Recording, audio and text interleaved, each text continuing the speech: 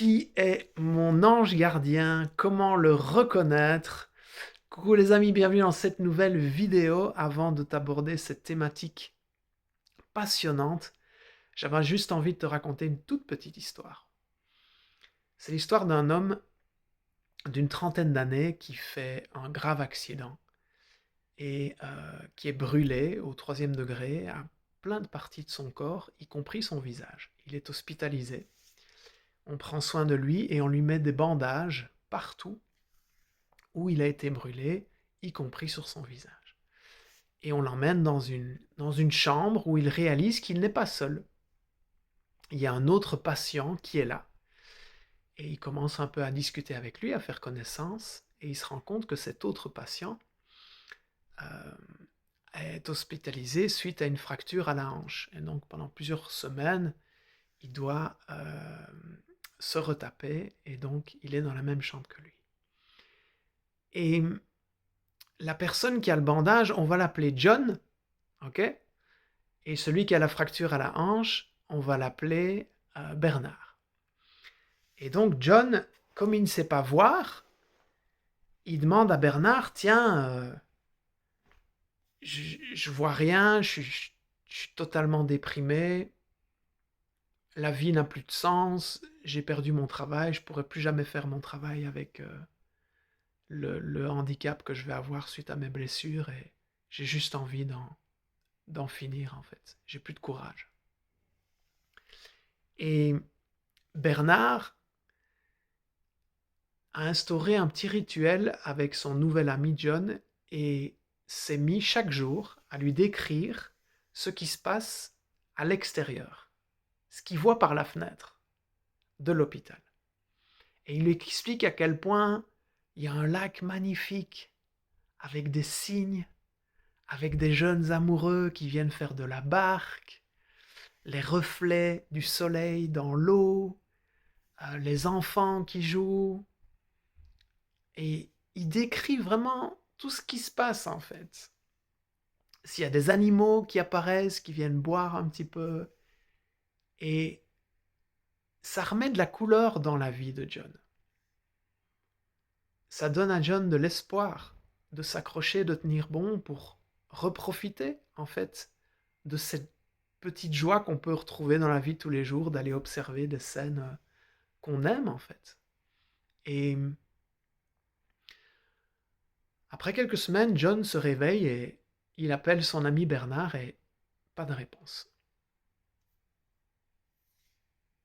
Et il se demande quoi, il panique un petit peu, il appelle les infirmières, il dit écoutez, est-ce que Bernard va bien? Est-ce qu'il est toujours là? Parce que je l'appelle mais il ne me répond pas.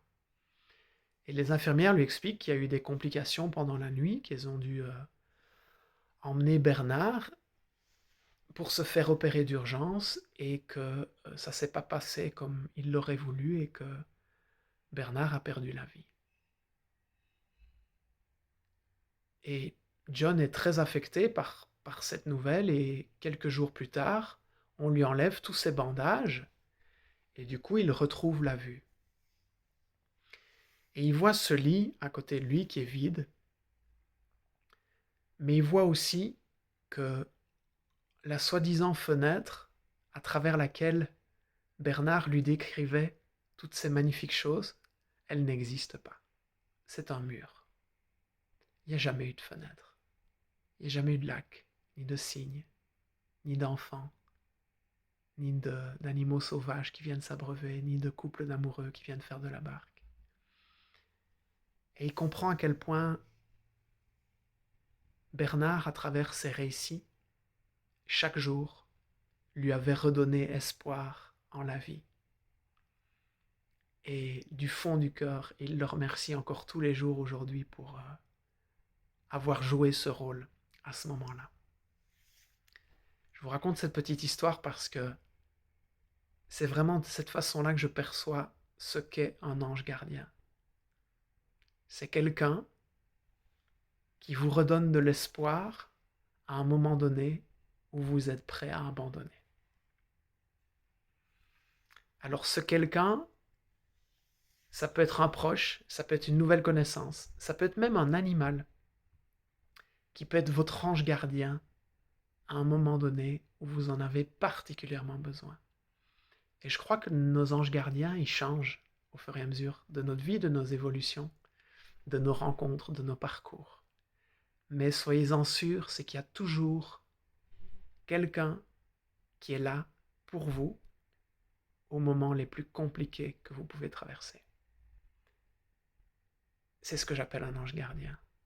Quelqu'un qui va vous donner de l'espoir au moment où vous vous découragez. Qui va vous encourager à continuer à y croire, à vous accrocher, à vous relever. Si cette vidéo a fait du sens pour toi, mets un petit like, un commentaire, tag le nom de la personne qui pour toi, à un moment de ta vie, a été un vrai ange gardien. Partage peut-être un récit, une tranche de vie de ce que cette personne t'a apporté, quand et comment. Et moi, je fais une dédicace spéciale ange gardien à ma sœur adorée, Françoise. Je t'aime tellement et je me sens tellement honoré que tu sois dans ma vie. Je vous embrasse les amis et je vous dis à bientôt dans une prochaine vidéo.